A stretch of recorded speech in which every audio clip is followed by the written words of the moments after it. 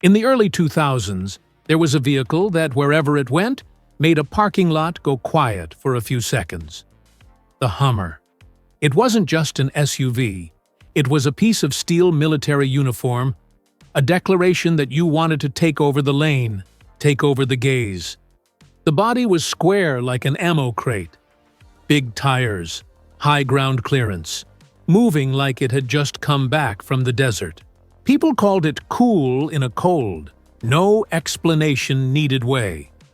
The Hummer appeared alongside names that made the tabloids' cameras flash. Mike Tyson, Britney Spears, and a whole lineup of other stars.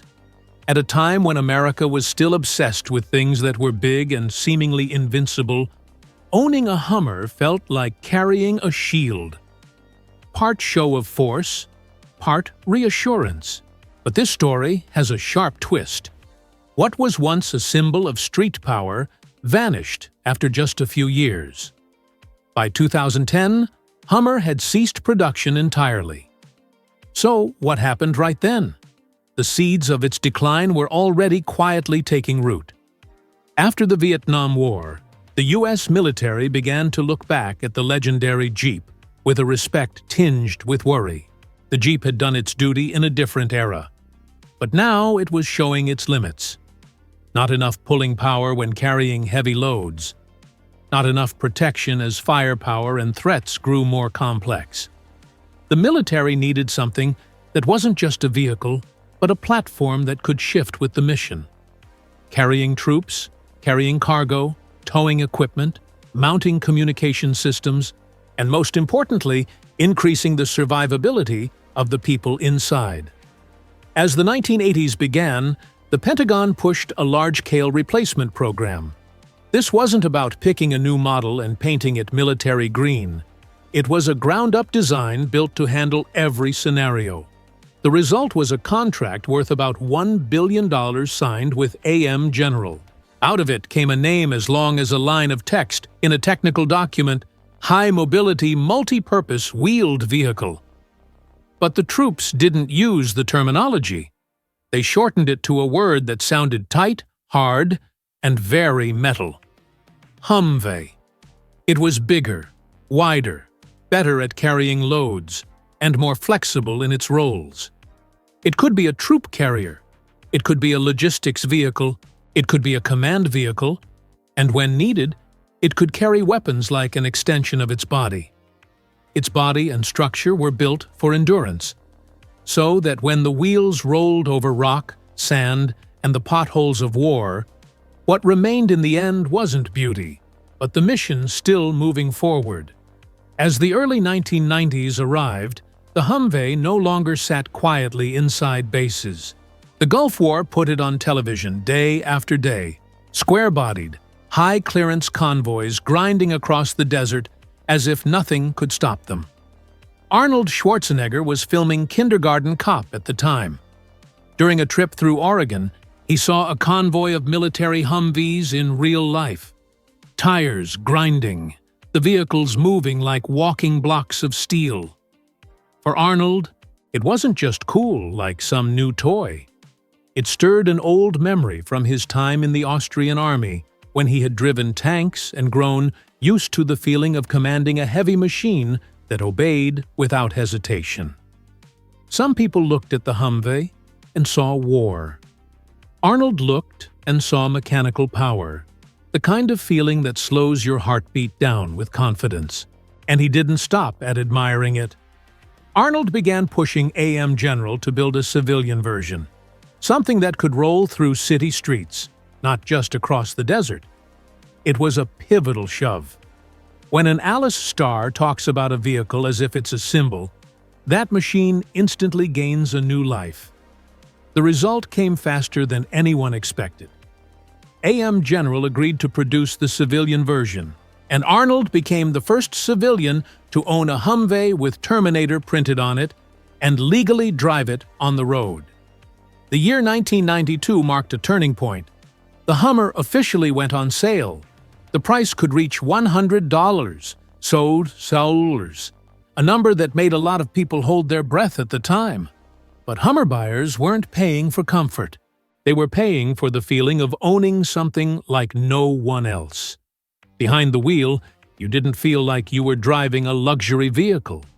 You felt like you were operating a piece of working equipment. The seating position was high. The view like standing on an observation platform.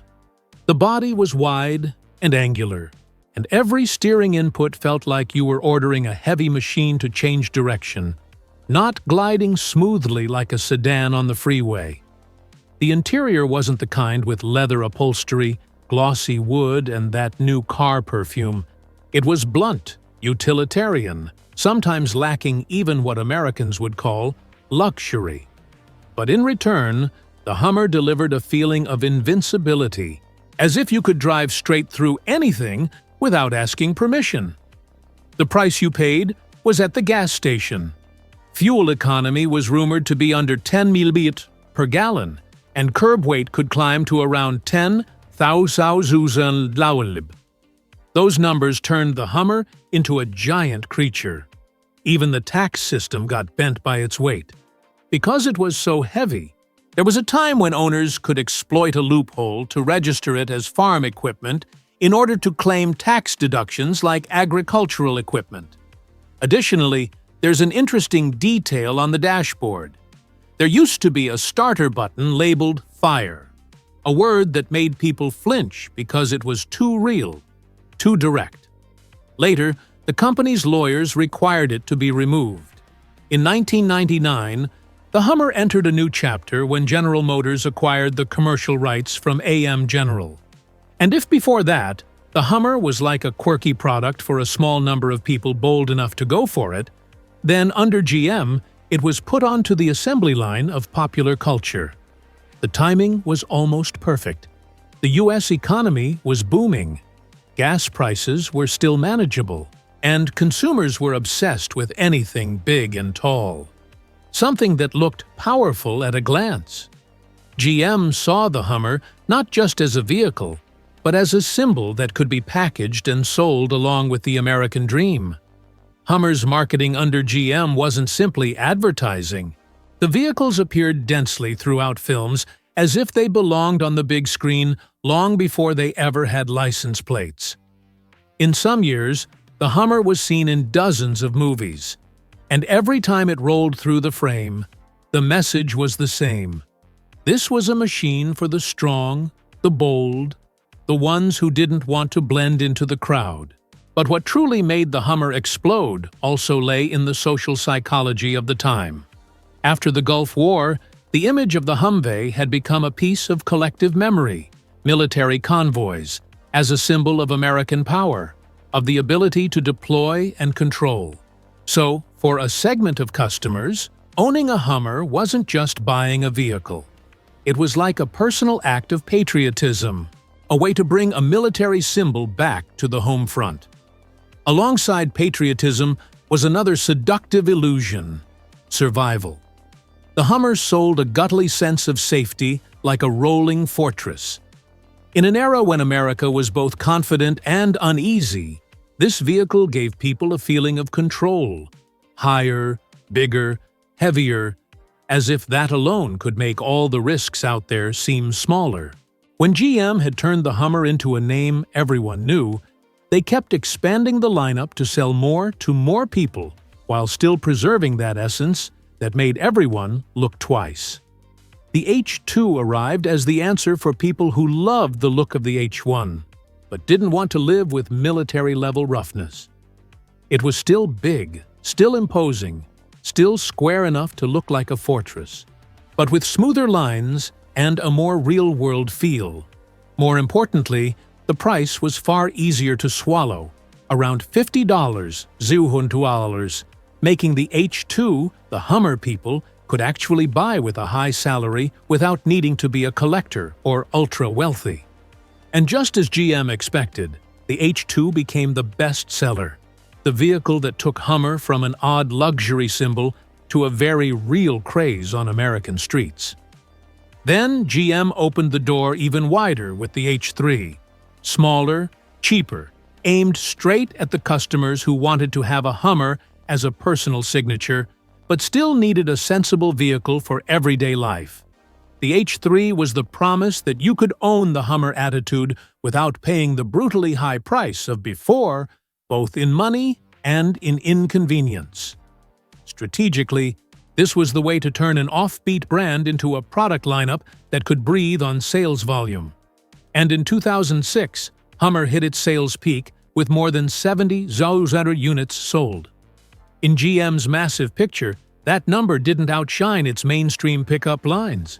But for a quirky, controversial brand that was deliberately different like Hummer, it was an astonishing milestone.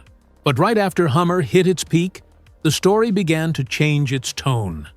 What had once been seen as a symbol of strength suddenly became a target of ridicule on the street. It was still tall and imposing, but in many people's eyes, the Hummer was no longer freedom anymore. It was a sign of an exaggerated lifestyle, a super-sized lifestyle, wasteful consumption, and a kind of confidence that made others uncomfortable. The environmental backlash surged like a wave. Hummer owners started running into things that were everyday but openly hostile. Getting eggs thrown at their vehicles when parked, getting tires slashed, getting keyed, leaving a long scratch like a deliberately inflicted wound. In Los Angeles, there were times when dealerships were attacked by protesters and even had vehicles set on fire, turning a consumer product into a social flashpoint. Those images spread through the press, and each time they spread, the brand lost another layer of its aura. But what truly killed the Hummer wasn't just emotion. It was the macro numbers starting to tighten their grip. The Iraq War brought oil instability and gas prices soaring, turning the act of driving a vehicle famous for drinking gas into a public burden.